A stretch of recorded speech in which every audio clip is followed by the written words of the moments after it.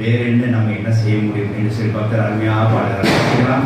ரட்சிப்பின் பாத்திரத்தை எடுத்துக்கொண்டு ரட்சிப்பின் பாத்திரத்தை அதுக்கு இந்த நான் சொல்றீங்க. கர்த்தர் எனக்கு செய்த எல்லா உபகாரம், கர்த்தர் எனக்கு செய்த எல்லா உபகாரம் என்ன நினைக்கிறீங்க?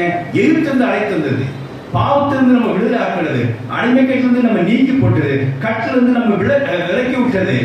இந்த மாதிரி கர்த்தர் செய்த எல்லா நன்மைகளுக்கும் நான் எண்ணத்தை செலுத்துவேன். கர்த்தர் இவ்வளவு பெரிய நமக்கு அதிசயமான காய் செலுத்துவேன், எண்ணத்தை செலுத்துவேன் என்று சொல்றார். ஆனா எண்ணத்தை செலுத்த முடியும். அதை பின்னா வாசிக்கலாம். ரட்சிப்பின் பாத்திரத்தை என்ன செலுத்த முடியும்னா ரட்சிப்பின் பாத்திரத்தை எடுத்து கர்த்தருடைய நாமத்தை தொழுது கொள்ளுங்கள். கர்த்தர் நாமத்தையே தொழுது கொள்ளுங்கள். ஹalleluya.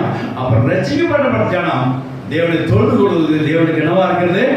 அடையாளமா இருக்கிறது. ஹalleluya. நாங்க பாவத்திலிருந்து விடுதலையானோ, நாங்க அடிமைத்திலிருந்து விடுதலையானோ, தேவனை ரட்சித்தார் அல்லவா, இயேசு கிறிஸ்துவை ரட்சித்தார் அல்லவா, அவர்கள் நன்மையா நிரப்பியிருக்கிறதா, நாங்கள் என்னத்தை உபகாரம் செலுத்துவோம்? நாங்கள் ரட்சிப்பின் என்ன? ரட்சிப்பின் பாத்திரம் என்ன?